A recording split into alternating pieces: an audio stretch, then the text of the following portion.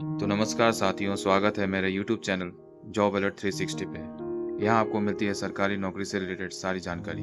अगर आप मेरे चैनल पे नए हैं तो प्लीज़ सब्सक्राइब और बेल आइकन को ज़रूर दबाएं ताकि आगे आने वाली जितनी भी सरकारी नौकरी से रिलेटेड जानकारी है हम आपको दे सकें।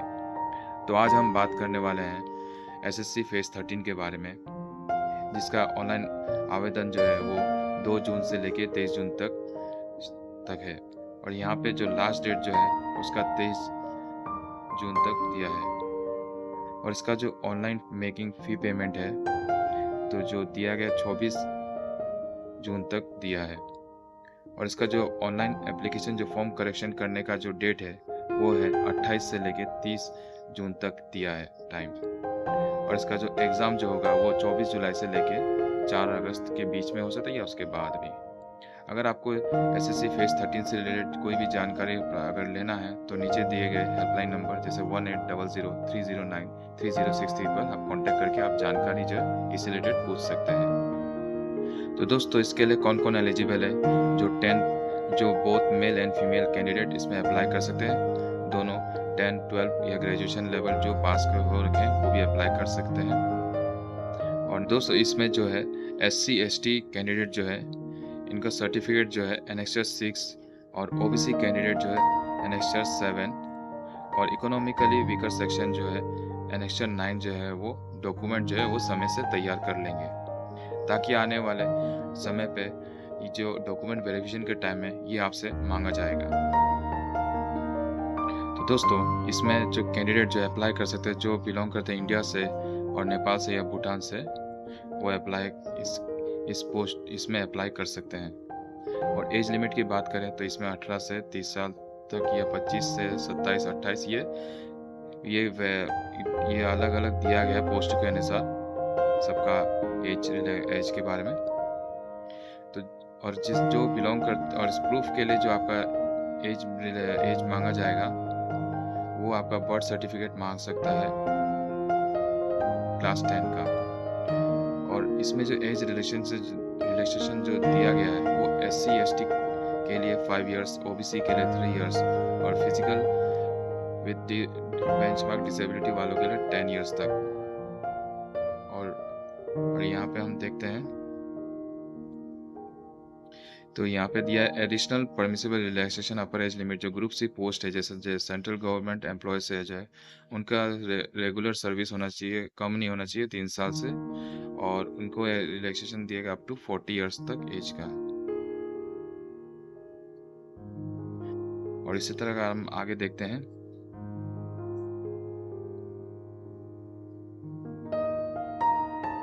तो दोस्तों, इसमें जो अप्लाई करने का तरीका है उसमें आपको ऑफिशियल वेबसाइट में जाना है SSC Gov in में। वहाँ पे जाके आपको यहाँ पे लिंक मिलेगा SSC का, वहाँ पे आपको रजिस्ट्रेशन कर लेना है अपना। उसमें रजिस्ट्रेशन में आपका मोबाइल नंबर और से OTP के लिए मांगा जाएगा और आपको अपना कास्ट सर्टिफिकेट और आपका 10 का मार्कशीट आपसे मांगा जाएगा। तो आप उसमें फिलअप कर दीजिएगा और अपना रजिस्ट्रेशन कर लीजिएगा। उसके बाद फॉर्म भर लीजिएगा। तो दोस्तों, यहाँ पे आपका जो एप्लीकेशन फ़ी जो है जनरल कैंडिडेट के लिए 100 रुपीज़ है और बाकी जो शेड्यूल कास्ट और शेड्यूल ट्राइब और physical with benchmark disability ex serviceman के लिए फ़ी एग्जम्प्ट है, यानी कि उनको कोई फीस नहीं लगेगा। तो दोस्तों, यहाँ पे ध्यान देने वाली बात है, तो यहाँ पे बताया गया कि अगर आपका फॉर्म सबमिशन होने के बाद भी अगर फिर से कुछ गड़बड़ी हो जाता है तो मॉडिफाई करते हो या करेक्ट करते हो एप्लीकेशन फॉर्म को, तो उसके लिए आपको चार्ज लगेगा 500। और दोबारा मोड के लिए आप मॉडिफाई करेंगे तो उसके लिए 200 रुपये चार्ज लगेगा।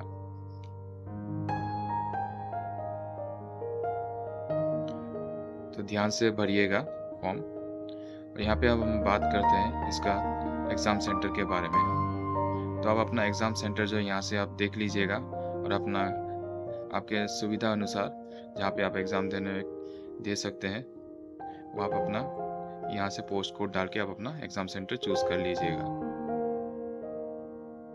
तो दोस्तों, अब हम बात करते हैं इसके एग्ज़ाम में किस तरह एग्ज़ाम के बारे में। तो इसका एग्ज़ाम जो होगा वो MCQ टाइप होगा, जो कि 1 घंटे का पेपर होगा। तो इसमें 4 पार्ट होगा, जिसमें पहला पार्ट में general intelligence, general awareness, quantitative aptitude, English language, ये सब बेसिक ही आएगा। और इसमें क्वेश्चन जो होंगे वो 100 क्वेश्चन होंगे और 200 मार्क्स का होंगे। तो सब अपने जैसे मैट्रिकुलेशन लेवल हो गया, हायर सेकेंडरी लेवल हो गया, ग्रेजुएशन लेवल, सब अपना उसी लेवल के हिसाब से आप तैयारी करके रखिएगा, उस हिसाब से ये ऐसा आएगा। और इसमें आपका नेगेटिव मार्किंग भी है, 0.50 marks for each wrong answer यहाँ पे बताया गया है। और यहाँ पे आपका जो पेपर जो होगा बहुत हिंदी और इंग्लिश लैंग्वेज में होगा। तो देख सकते हैं यहाँ पे आपका सिलेबस दिया है। यहाँ पे जनरल इंटेलिजेंस में वही नॉन वर्बल बेसिक ही है, यहाँ पे सब जितना है पूछा जा रहा है। तो यहाँ पे भी उसी लेवल के हिसाब से ही मांगा जा रहा है एग्जाम में। तो दोस्तों यहाँ पे और एक ध्यान देने वाली बात है, जब आप जाएंगे एग्जाम के टाइम में, आप एडमिट कार्ड जब निकाल लीजिएगा तो साथ में 2 पासपोर्ट साइज फोटो भी निकाल लीजिएगा। और आईडी प्रूफ के तौर पे कोई भी वोटर आईडी या पैन कार्ड या ड्राइविंग लाइसेंस अपने साथ रख लीजिएगा एग्जाम के दिन में, ताकि यहाँ पे आपका वेरिफिकेशन के लिए मांगा जा सकता है।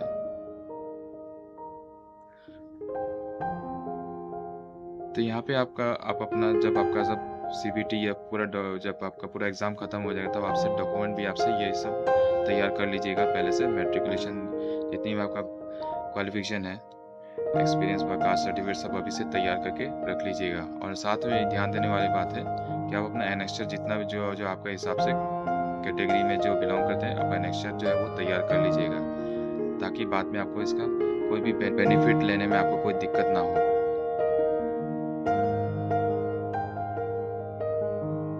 तो दोस्तों अब हम देखते हैं यहाँ पे आके एनेक्स्चर। देखिए यहाँ पे नीचे में देख सकते हैं कि अपना अथॉरिटी यहाँ पे बताया गया है कि आप एनेक्स्चर कहाँ से आप जाके आप करवा सकते हैं, बनवा लीजिएगा। यही सब अथॉरिटी दिया गया है, आप अपना उसी अनुसार बनवा लीजिएगा।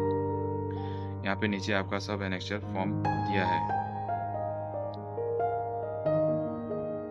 तो दोस्तों आप देख सकते हैं यहाँ पे SC ST सर्टिफिकेट जो है इनका एनेक्स्चर, ये है फॉर्म उनके लिए।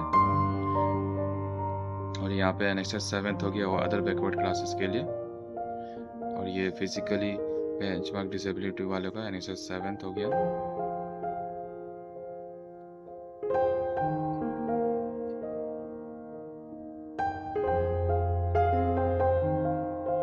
ये एक्स सर्विसमैन वालों के लिए फॉर्म दिया है।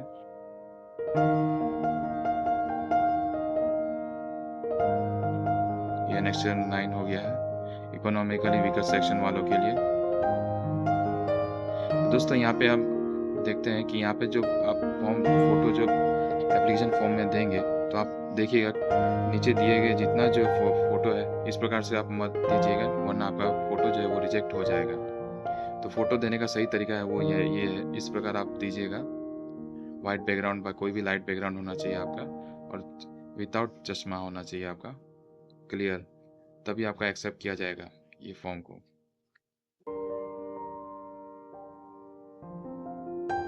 तो दोस्तों अब हम बात करते हैं यहाँ पे पोस्ट अनुसार किस प्रकार वैकेंसीज दिया गया है।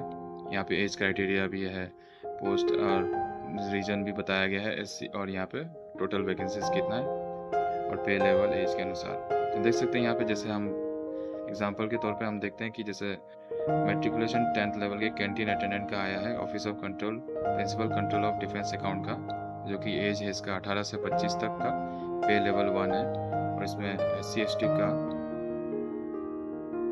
2 और SC का 2 वैकेंसी है, ST का 1 वैकेंसी, OBC का 3 वैकेंसी है, UR का 6, टोटल 13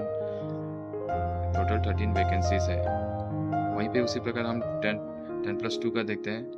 जैसे यहाँ पे आया है सेंट्रल रीजन में फर्गीमेशन असिस्टेंट का, इंडियन ग्रेन स्टोरेज का, मैनेजमेंट एंड रिसर्च इंस्टीट्यूट और department of food and public distribution का, जो कि 18 से 25 एज है। इसमें पे लेवल 4 है।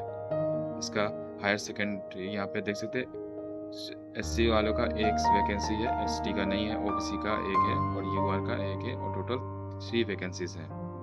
तो वहीं पे हम बात करते हैं ग्रेजुएशन लेवल में। जैसे यहाँ पे नेशनल टेस्ट हाउस का, डिपार्टमेंट ऑफ कंज्यूमर अफेयर, इसमें पोस्ट है आपका साइंटिफिक असिस्टेंट इलेक्ट्रिकल डिपार्टमेंट, जो कि लेवल 7 पे है। 18 से 30 साल का एज वाले इसमें अप्लाई कर सकते हैं। ग्रेजुएशन यहाँ पे शेड्यूल कास्ट का 2 है, एससी शेड्यूल ट्राइब का 1 है और ओबीसी का 2 है और यूआर का 3 है। इसी प्रकार टोटल 9 सीट्स है। तो इसी बार आप अपना चॉइस अनुसार ये पोस्ट फिलअप कर लीजिएगा और आपका सब कुछ क्राइटेरिया जो आपको सही फिट बैठ रहा है आप अपना देख चॉइस करके इसमें भर लीजिएगा। तो दोस्तों यहाँ तक इतना ही था जानकारी। अगर आपको मेरे से कुछ जानकारी अगर और जानना है तो आप प्लीज़ मेरे कमेंट सेक्शन में जाके आप कमेंट कर सकते हैं, वहाँ पे मैं आपको रिप्लाई कर दूंगा। तो दोस्तों इतना ही था आज के लिए, धन्यवाद।